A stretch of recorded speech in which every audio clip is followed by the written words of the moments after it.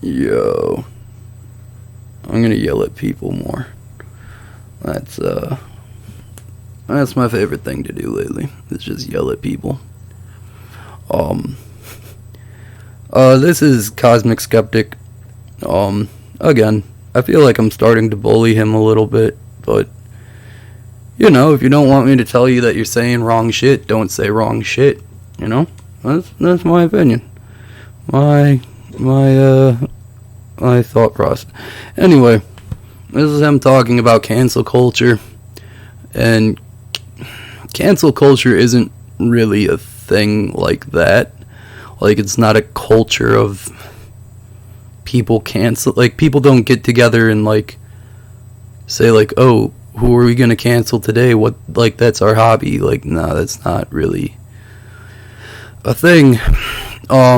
The accusation of it is that canceling people is such a prominent part of our culture now, but there's a lot more of it, but that's just because we have a lot more information about things lately people are more willing to come out and tell people the horrific things that have been done to them by other people. There's more recordings of things, just shit like that, so and then the way people talk about cancel culture, especially conservatives, is so hyperbolic that it's not even accurate of how it works. They act as if we're banishing them to the woods, or we throw stones at them every time we see them, and it's no, it's just people have the right to not support people they find morally objectionable. You know what I mean? So I'll let him make some points though before I start yelling at him. For the proposition, I'd like to ask Alex O'Connor to make his speech and round up the whole case that this House should cancel culture. Thank you, Mr. President, and good evening, everybody, ladies and gentlemen. Conspecifics, thanks for being here. I want to issue a throat clearing just right off that I don't agree with everything that's been said on my own side tonight. I speak for myself and for this motion only. Cancel culture is a form of social punishment. And punishment requires wrongdoing, right? Those targeted by it have generally acted unethically and should be held accountable. Who on earth denies this? Seriously, I don't understand what's going on here. All of the speakers on the opposition have done this. Okay, this is kind of an irrelevant thing to say. I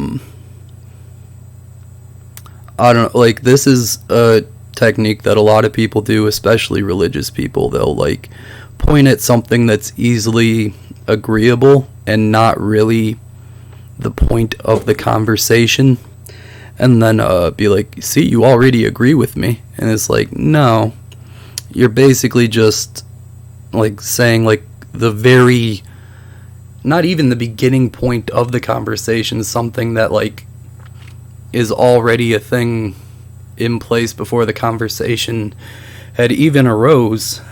And it's just not a really important thing to be saying right now. Hey, we agree that bad things should be punished, right? It's yeah, but that's not the point of the conversation. That's, I don't know. Say pressed that people must be held accountable for their wrongdoings. But whoever denied that this was the case? Right? We're all colleagues in wanting this to be the case. So let's not waste time arguing with each other over things that we actually agree upon. It's obviously not just about being held accountable. That's a red herring. It's about being held accountable. I mean, he kind of just outright said, I don't know. See, this is what I'm saying. Sometimes he's just so well-spoken or whatever that he blatantly calls himself out for wasting your time. He's yeah, that's a red herring. It's well, why'd you bring it? Why are you saying that? Oh, maybe he is responding to someone else. I'm just, this is all I've seen of this panel or debate or whatever. So I guess if it's in response to someone, that might be, but it just seems like a pointless thing to say otherwise. And then he even says it's a red herring, so I don't know. Appropriate manner. Allow me to remind you of the undisputed golden rule of punishment, that the punishment must be proportionate to the crime. As Suzanne has already noted, some crime... The undisputed golden rule. I mean, I don't know if that is the undisputed golden rule of punishment and crime. I don't know. Like, I mean, some people can argue that, you know, punishment should be worse than the crime to deter other crimes from happening or blah, blah, blah. Like, I don't know. I don't agree with that, but let's not say it's uncontested or whatever the fuck. You know, that's a little... Crimes do indeed cry out for the harshest punishments that we can possibly administer. I don't think we have punishments that can adequately make up, for instance, for the harm caused by sexual abusers. But let's not pretend as though these are the only people being targeted by cancel culture. The problem is that with the advent of social media, we have within our power something the likes of which has never been seen in the history of our species, and we've made precisely no attempt to ensure that it's being wielded responsibly. Trying not to Dr. John right now, but I mean, that last statement is kind of showing that it's just like he's scared of it, and like I don't want to assume his motives, but that last statement, if you look at it you know, in a more detached way, I guess, or whatever, you can tell that's very fear-driven statement of he doesn't want the negative repercussions of it to happen to himself or, you know, anyone that he likes or whatever. I don't know, but yeah, that's essentially the point of that statement. Because, like, I don't know, that's essentially saying, like, yeah, like, it's good to have punishment, but punishment can be bad. And it's like, well, I don't know. It's not really addressing the topic directly. He's kind of dancing around it a lot by just kind of explaining it in weird ways, but then, like, leveraging his side with, like, small words to make it sound like, oh, this is the obvious standpoint. And it's just like, well, when you say it like that, sure. Like, when you say it in a way that makes it sound like nothing you said is even, like, mildly inaccurate, but, you know, there's a lot of very strong claims there, too, of, like, oh, it's an uncontested, known rule, and it's like, well, sure, we'll go with that for now, but then, like, he builds upon a premise that's, like, a bit vague. The power of social media, when weaponized, is larger than anything any person or government could ever have dreamed of, even just a few decades ago. Never. That's not true at all. The government can still, you know, take your house, bomb other countries, throw you in jail.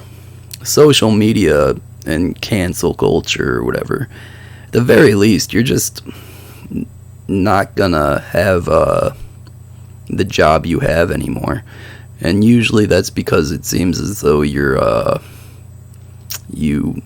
didn't meet your responsibilities with that job, or you're doing it irresponsibly, which can cause damage to society by either, you know, putting out false information, you know, causing people to be upset over shit that's not true or whatever, or just, like, you know, all that shit. There's plenty of reasons why people would get canceled, I guess. And the thing is, there's no leader to cancel culture. There's not one person, you know, in charge of the cancel mobs or whatever the fuck.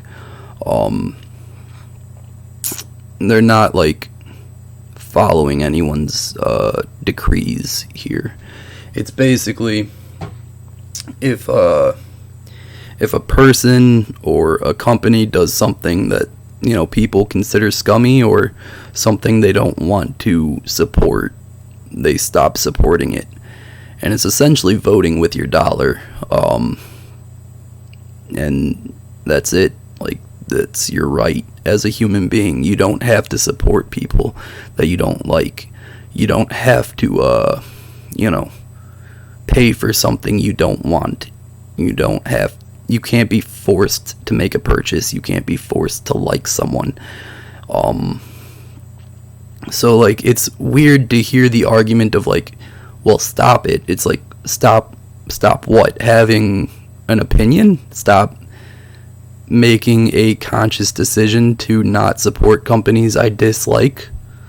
I mean, that's my freedom. That's all of our freedom, and I would argue that we should all have that freedom no matter what. I don't know. It's like a really weird claim. Never before have we had the ability to turn the entire world's attention onto a single individual, and that individual may not even be a public... Well, by the entire world, you mean everyone with a computer and internet, which isn't everyone in the world, but I'm just being a little nitpicky there. It's, again, he's just using a lot of, like, exaggerated, framing phrases that make his claim sound a lot more impactful than it really is. Public figure, just a random teenager whose tweet went unexpectedly viral. I mean, let's have some honesty, please. Cancel culture doesn't just focus its gaze on the most serious of ethical crimes that really deserve it, like murders or sexual abuse. Indeed, it doesn't need to, since that's what our legal system is for. Cancel culture more commonly turns its attention to ethical crimes. I guess. I don't know.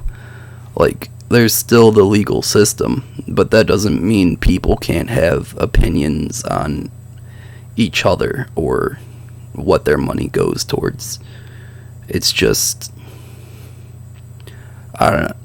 It's just like the whole, and I'm not saying Alex has done anything to, warrant him being canceled or whatever the fuck. It just sounds as if you're scared that something's going to come to light and you're going to get canceled, and that's why you want cancel culture to stop. And, like, I don't know, like, that does sound very accusatory, and I don't mean it to be. It's just the way that you're arguing at this point. Because, like, as a person who, not to, be Mr. Woke over here, but I genuinely do try to be a decent human being for the most part. I think that like, as long as you're not hurting people, you can do whatever you want, and I will argue for people's freedom. I will argue for equality. Anything I say, I will try to defend, and if I'm convinced that I did say or do something wrong, I'll own up to it and admit it and apologize, and I don't know. It's just like, as a person who is trying to be a positive part of the world, being canceled isn't really a fear to me. And your whole claim is that, like, we shouldn't cancel people because it can cancel you one day, essentially. But, like, to everyone who doesn't do horrible shit, is like, I mean, I guess, but I don't do anything worth canceling, I don't think. I mean, I say fucked up shit when I rap, but I'll argue that, battle rap is a place to just say whatever the fuck you want, and be as aggressive as you want, and if someone doesn't like it, they can go in the ring and tell you why it's wrong. Obviously, like, how you act in a battle and how you act in real life isn't the same way. Like, you're not just yelling at everyone. Well, I guess I do. Huh, that's weird. Well, maybe I'll retract that point for now until I think it through. I was kind of talking a bit, but yeah, I mean, it just seems like what you're doing is arguing that there should be no accountability for your actions in society, and that, like, everyone should just have, like, a robotic, like, yes, nice to meet you person who I heard did horrible things. Like, I don't, like, it's just such a weird argument that, like, even if we take your point of view, it's like, okay, you don't have any companies that you morally object to the actions of. You don't think there's any politicians or celebrities or anything that you think have done something wrong morally that you don't wish to support? I mean, at that point, you have to support them now.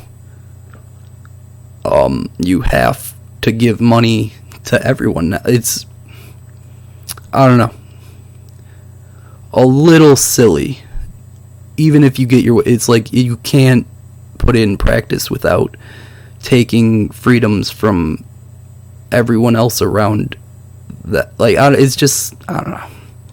Let them go. Which are bad, sometimes really bad, but not infinitely bad. So let's start putting this together. Suppose that an individual's moral crime is genuinely bad. Is it bad enough, we have to ask here, to commit the equivalent of taking a nuclear bomb and dropping it on a single individual? Okay, so if his exaggerations aren't showing through by now, yeah, you know what a nuclear bomb does, right? Dropping it on one person, that's gonna kill them, for one. We're not killing anyone. No one's getting killed. That's not how that works. I don't, like, maybe, like, certain places, I mean, that's a little different of a conversation when canceling is a violent thing to do. That's almost a different problem. No one's arguing on killing someone. I get the metaphor, though, of like, oh, you're essentially ruining their life, which arguably, no, you're not. You're just kind of outing them for their practices. And also, if it is ruining their life, you know, sometimes people need their lives fucking ruined. It's like, it's a harsh reality, but I don't think bad people should be allowed to, you know, get the positive parts of society, just as someone who, you know, isn't being damaging to society. Like, you know what I mean? Like, it's such a... Social media roots itself in our private as well as our public lives, making it genuinely impossible to escape. It is the single most powerful social weapon we have available to us. So this is my first challenge for the opposition tonight. Can you specify the exact extent to which you think cancelling can be appropriately weaponized? I haven't even...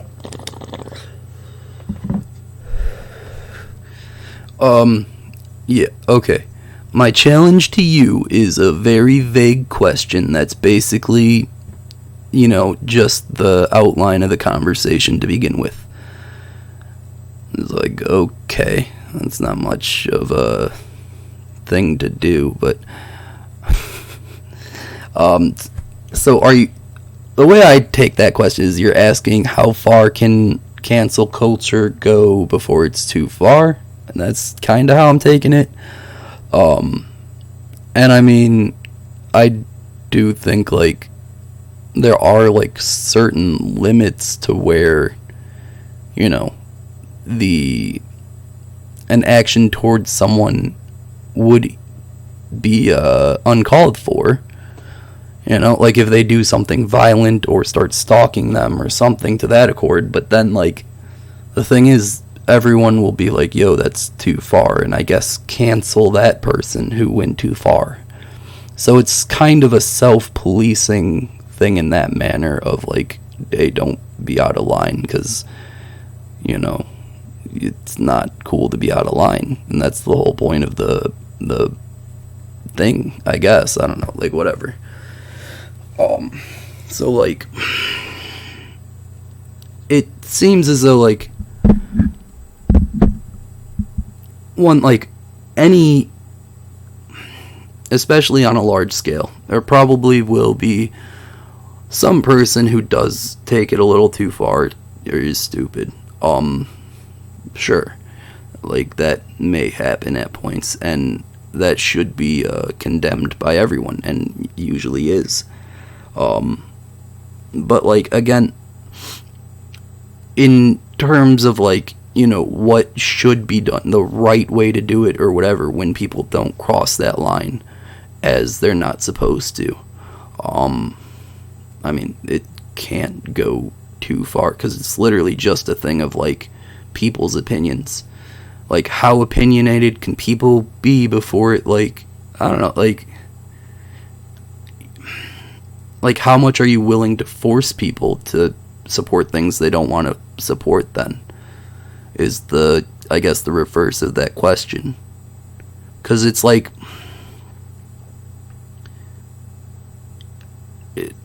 if we all at once say, fuck that guy, we're not going to give him money anymore or support him, they essentially get no more money, probably have to, like, move into a smaller house, find a job, change their look or whatever so they don't get fucking harassed or whatever.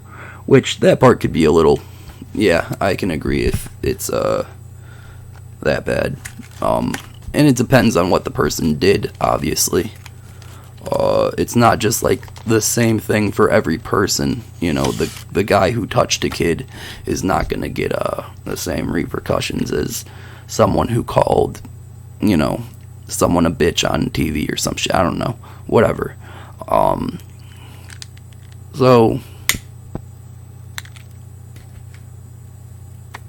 essentially, I don't know. I'm trying not to just go into the accusatory Dr. John mode again of just, like, it seems like you're saying it only goes too far when it happens to you. And I would say, no, like, if it happens to you, it just means you were doing something wrong. And then you can say, oh, well, who's to say what's wrong? Society. In terms of societal morals, yeah. I mean, I don't believe morals are an objective thing either, but to make society function, we all need to have a general agreement on what is and isn't okay to do. And, when you do something that society says isn't okay to do, and we live in a society where you can make the choice to not support people you don't like, it's people's freedom to not do that. And so, it's just, if you know the repercussions, don't fucking piss people off. Like, I don't know. It just, it seems as though this is the argument of, like, what a troll would do, of, like, on Modern Warfare, of, oh, they gave us a mic, and it's a free country, so I'm just gonna call everyone a slur and make horrific comments about your family. And it's like, it's like, and then he's saying, yeah, we should just be allowed to do that, and that person, if found out who it is, shouldn't be, like, called out as, an immature asshole. And I don't know. It's just, it's such a stupid I'm sorry, I'm starting to call things stupid. I need to stop doing that. It's just not a good argument for any reason. I haven't heard an attempt to do this thus far, but surely this is the single most important thing to begin with. Precisely, I mean. What are we talking about? A week under the wrath of a Twitter mob? The banning of their account? They're being dropped by a book publisher? Loss of employment? Loss of future employment? We need some specificity. Again, it depends what the person did. It depends how they're being supported to begin with. Like, I know it's scary that, like, you don't know the exact repercussions of your actions, I guess. But, I don't know. Yeah, if you're a book publisher, that might be something people stop supporting you for. Like, if I get canceled right now, my book publishment isn't being taken away because I don't have a book. So, if that's the punishment for, acting socially horrific, well, I got some fucked up shit to say then, because I'm literally getting no punishment. Like, you see what I mean? Like, if you're just gonna say, oh, here's the punishment, people will easily be like, well, that punishment either doesn't affect me, or there's a way around it, And it's just like, like, I don't know. And then also you're trying, the main thing is like, you can't have people's opinion just conform to like your idea of when enough is enough. You know what I mean? Like, it's just like, even if like that person's like, oh, I've learned my lesson, but then he meets someone on the street who still holds a lot of resentment towards them, you can't make that person be like nice to them. You know what I mean? And then have that person be like held down and told, oh, he's had enough of that. Like, you know, he learned last Tuesday not to do that anymore, so now we have to be nice to him. It's like, nah, I don't give a shit if he learned. I still don't like him. I haven't been shown that his actions are going to change in any way. So, you know, fuck that guy. I don't know. You can't make people like each other. It's just not possible. Some crimes maybe warrant all of these things, but how on earth can we possibly ensure that the person in question only receives a punishment that does not go beyond the severity?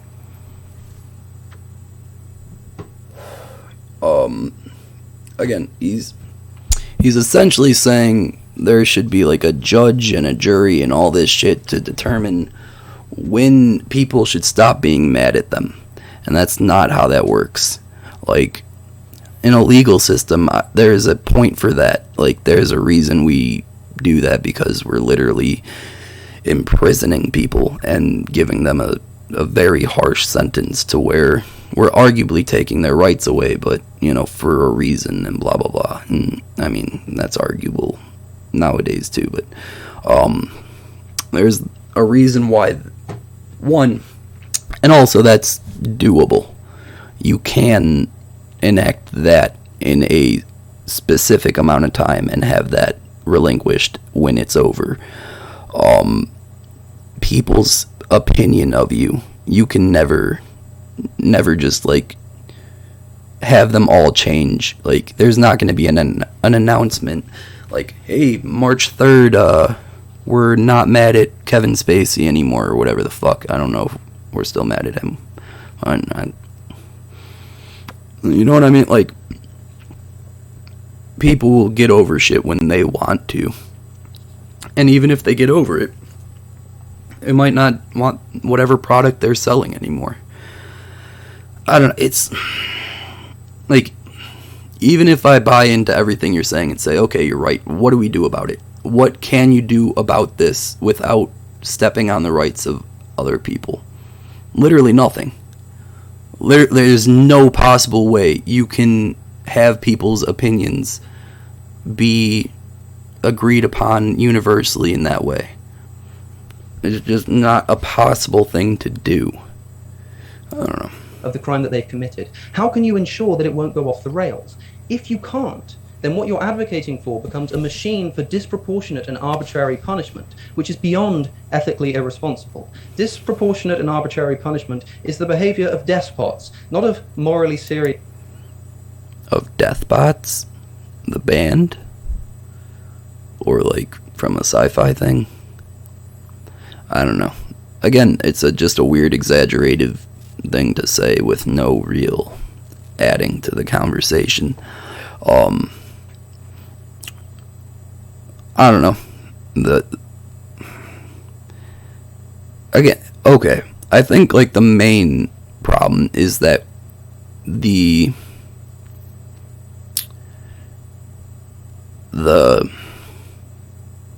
point of view is being projected through the person being canceled in this conversation, where in no way are you looking at it through the lens of someone who, you know, is doing the canceling. The person being canceled, sure, they will look at it as a punishment. They will perceive it as, oh, I'm being punished. But to every other person, it's just, you know, a choice of not dealing with a person. And yeah, the repercussions of that choice may come across as a punishment, but it's not them intentionally punishing. Like, maybe some people, yeah, in some cases, but for the most part, it's just like, well, I don't want to support that. And if them being broke is, the repercussion of that choice, sure, I don't really care. Because, they did something that went across my moral boundaries. So, I don't know. And here's the thing, like, I'm kind of waiting for this one part that he says. I thought it was earlier on, but it completely destroys this whole fucking argument. Beings. It's one of the first things that any functioning system of moral or legal justice must ensure cannot materialize, and it's the one thing that cancel culture does best. Once it starts, it doesn't stop. How will you safeguard, and I mean you, I don't know. Yeah, I don't buy that. The whole, once you're canceled forever. I don't know. I think you definitely can prove to some degree that you have made a change or whatever, that you're trying to be a different person. I don't think society is that cold to the point where no one will ever forgive you. And some people might not ever forgive you, depending on what it was. But, I do believe if you make a sincere attempt, an apology, try to do better on whatever, it will, kind of be forgiven for the most part. And then if it's something, here's the thing too, is like, no one can be like truly canceled either. It's like, even racist people, like, yeah, we're canceling them from lefty spears or whatever. But then they just go to, like, racist bubbles on the internet and hang out with racist people. So I guess, like, are they canceled? Sure, but, like, not really. I mean, I don't know. Here's the, like, as someone who's not ever been, like, Mr. Cool, Mr. Popular, you have no right to, like, make people like you. You can't make people like you in any way. So, like, yes, part of society not liking someone is just like, alright, too bad, I guess. That's life. That's how every human interaction has been since we've been in school. Like, and hopefully it's for better reasons as we grow up, and I do believe that it is, but I mean, you can't just make people like you, and you can't make yourself fit into something you don't fit into. I don't know. And sometimes that is on a societal scale. Like, on a societal scale, we don't accept pedophilia, and nor should we. And then, like, but pedophiles are probably like, oh, we're being canceled. And it's like, yeah, alright, I'll own that. We canceled pedophiles. I'd argue that's a good thing to do. I don't know. The opposition tonight, although unfortunately it seems that just falls upon our final speaker now. How will you safeguard against the entire world going too far in their condemnation? If cancel culture does commonly lead, as I hardly need to prove that it does, to disproportionate punishments, even for really bad crimes, it still must be rejected out of hand. So unless we can hear not only a precise analysis of exactly how harshly we should administer our cancellations, but also a reliable way to ensure that this appropriate level is never exceeded by the uncontrollable masses, this motion must pass. I'd wish some luck to the opposition on this front if I thought it was even marginally possible. Yeah. That was just kind of some pretentiousness, but Our previous speaker said that when cancelled, a person may go on to write a popular book about it, and so aren't actually that harmed by it. But this simply means that the cancelling didn't work. Canceling didn't work. That's not really how canceling works. Canceling isn't just like, hey, no one ever talk to them again. It's just like, hey, let's not support that guy because of these reasons, and until we see reasons to support them again, you know. So them writing that book, I don't know who we're talking about, who's in question, but if they wrote a book making a sincere apology, explaining, you know, their journey to redemption, blah blah blah,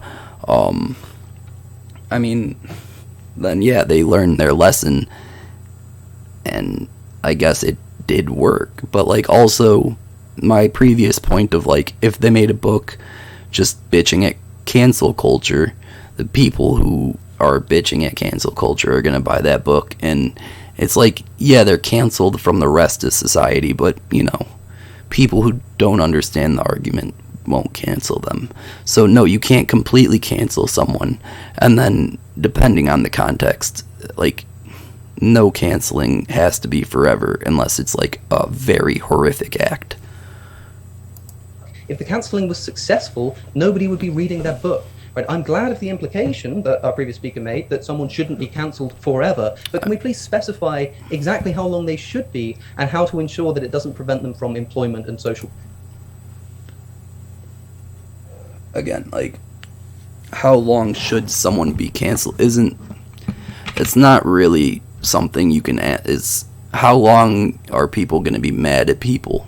And you can't just throw a blanket statement of, you know, 5 years and then you can come back. It's like, nah, it can be the same action just done in a more horrific way, or, you know, it, because of the person they were pretending to be before they got outed as the person they are, can make it like 10 times worse, you know? Like, if someone is like, you know, pretending to be Mr. Wholesome, and then it comes out that they beat their wife every day, you know, the beating the wife part is still like, you know, the main bad part, but the fact that like they were lying and, you know, making this whole image to get famous, and they essentially weren't even doing their own fucking jive, you know, makes it like, alright, we're gonna be mad at you a little longer, because fuck you for that.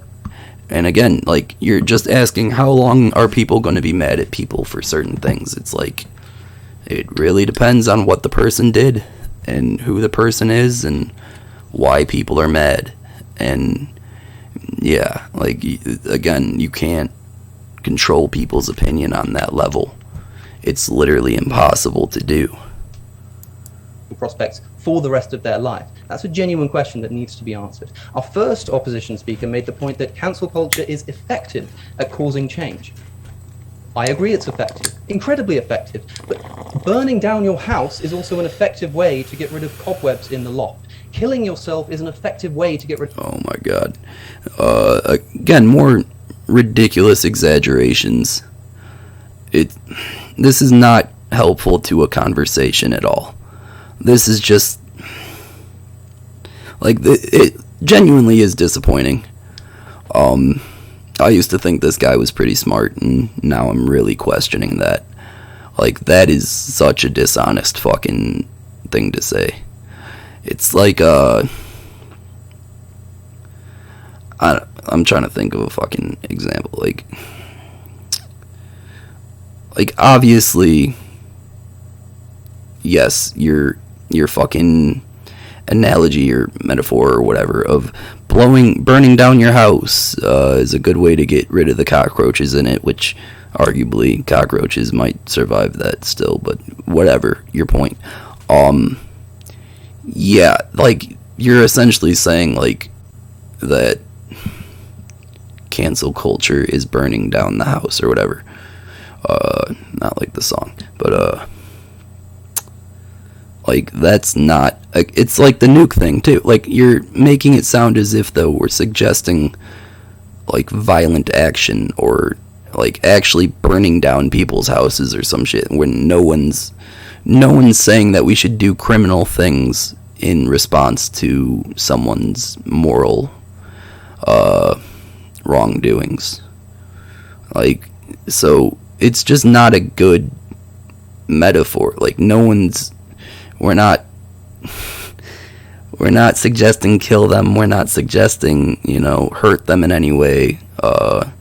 Any like repercussions upon their life is just like, well, you know, society has this weird thing where, we gotta all work together, and you have to abide by certain ideas and, guidelines to be allowed in it. And, yeah, it's pretty it's just, I don't know. Again, it's a whole, you guys aren't allowed to have an opinion because it might be too mean to the person who might deserve it. Rid of a headache. These things are hardly proportionate. It's not about whether cancel culture is effective. Nobody denies this. But how can we really be expected to believe that because something is effective, this provides a sufficient warrant for employing it, even if it goes far beyond again, what's like, appropriate? he hasn't really done a good job of establishing how it's disproportionate. Like, why is it disproportionate that people stop paying for something they don't support anymore? Why is it disproportionate that they lost their job because they were using their job to do something wrong? Like, what? Like, you know what I mean? Like, we have to prove that something's disproportionate before we can just start saying it's like burning down houses and nuking people and shit. Now, we've talked a lot about the ethical justifications for cancel culture, but what about the practical justifications? Does it even actually work as intended? Again, the answer is no. What is the result of telling a curious public that, hey, this... He literally just said it was effective. So he's contradicting himself in a matter of seconds. He's like, I won't argue that it's effective, but we need to talk about if it's effective, and obviously it's no. It's like, alright, you can't just blatantly contradict yourself within a matter of seconds like that. Especially when it's like the whole argument too. And like, does it work? I mean, to a degree, yeah. And even if it doesn't necessarily work, it's just like, again, you can't control the thing that leads it to that. So it doesn't matter if it really works with whatever outcome like intended. It's like people don't want to support something and they're not going to. Whatever the repercussions aren't really on them, or nor do they care. But okay. And I mean, it does work though, because people tend to stop doing stupid shit, or at least stop getting money as much for doing stupid shit. So yeah, I think there's plenty of people who need money that we could give to and not support horrible people. So person over here, don't listen to what they're saying. Don't buy their book. In fact, we won't even let you buy this book, because what they're saying, or what they've unrelatedly said in the past...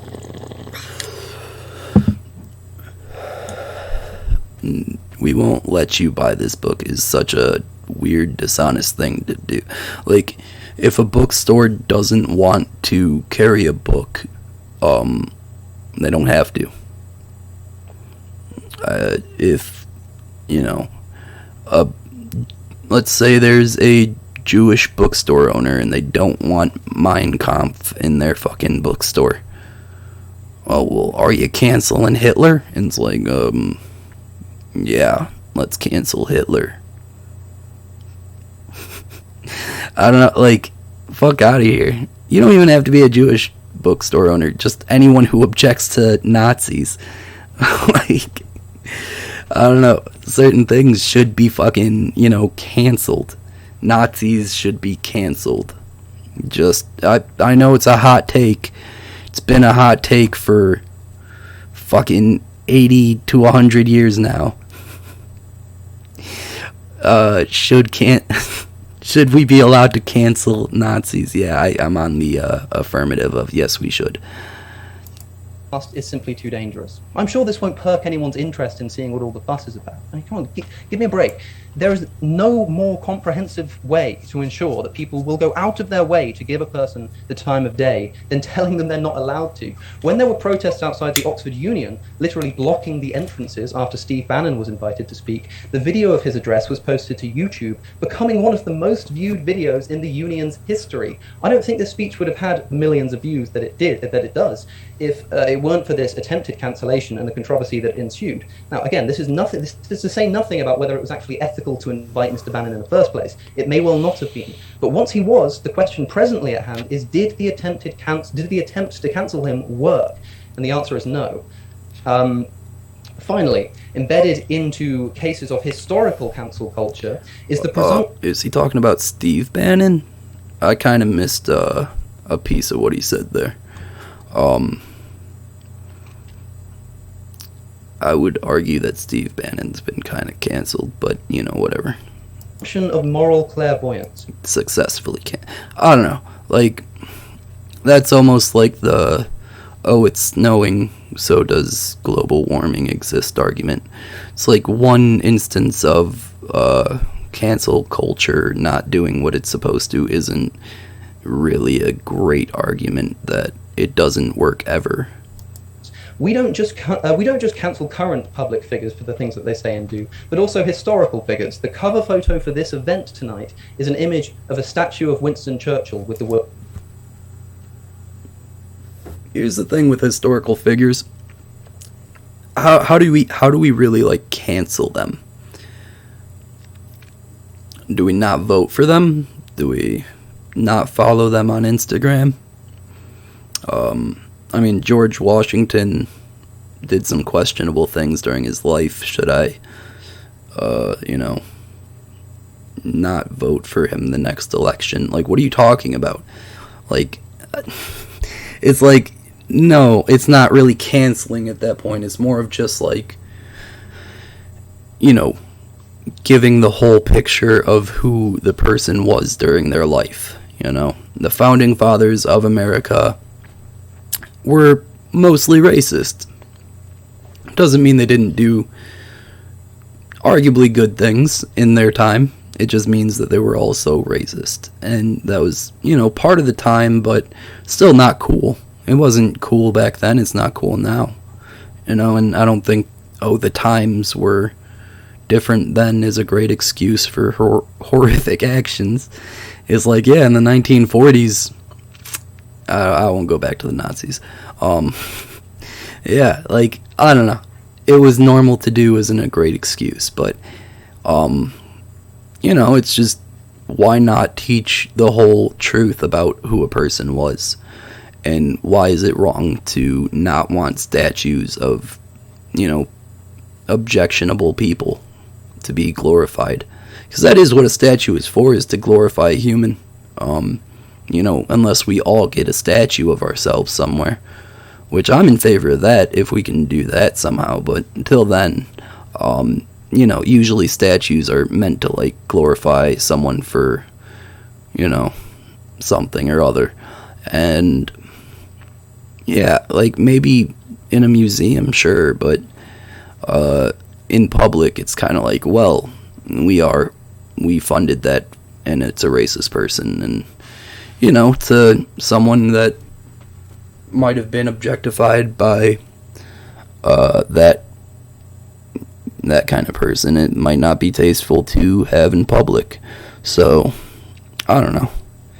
And if the public decides they don't want a statue of something, is that not the public's right to say, like, hey, let's not have a statue there that, makes people angry or upset or whatever? I don't know, if, like, people vote and more people want it gone than want it there. I mean, democracy, bitch. Funny story. I don't know. words, was a racist graffitied onto it. Churchill was obviously not a moral exemplar on issues of racial justice. We quite rightly condemn his historic abuses and prejudices. But for those who think it's right to cancel historical figures for their ethical violations, I caution you to consider with what judgmental eye... Again, it's... When you say cancel, you make it sound as if, like, they're not going to be taught about. They're going to be taught about, if anything, taught more about just also the things that make them not sound like, you know, superbook hero or superheroes from a comic book, whatever, you know what I'm saying, fuck you. Yeah, it's just like we're teaching the whole truth about people. That's it. Future historians will one day look upon you when it comes to light that you weren't a bastion of moral perfection yourself. It's very obvious. Sure, yeah, probably. Does that not happen anyway? Like all the time with every age? There's like, hey, we kind of got this one thing like super wrong, and it's kind of fucked up that we did that, and everyone who didn't see that is kind of fucked up, right? And I'm sure there is something. I'm sure. You know, maybe having a beard makes me, you know, maybe 3 children in Africa die every time I don't shave my beard. And I don't know that, but then, like, in the future, they're gonna be like, how did you not know that? You're a piece of shit. And I'm like, oh, well, sure. I don't know. And in that instance, I'd be like, alright, well, I guess the beard is going. Sorry to all the kids that died for my beard. You know, I don't know, that was a weird example. I'm getting a little goofy here, but no, it's just like, here's the thing, he's about to make a point that ruins his whole fucking argument too. It's just like, his whole thing is like, don't remember people in an accurate way that is distasteful to yourself, because maybe one day people will remember you that way. And it's like, well, yeah, we can acknowledge that, you know, there might be something on a societal scale that is going on that isn't the greatest thing. But I mean, personally, I think it's the whole fact that we use technology built by children in you know, sweatshops.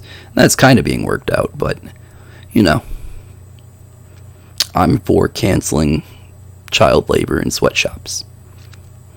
And yeah, I feel kind of like an asshole every time I use technology, not knowing where it came from or how it was developed or what had to happen for me to obtain that technology.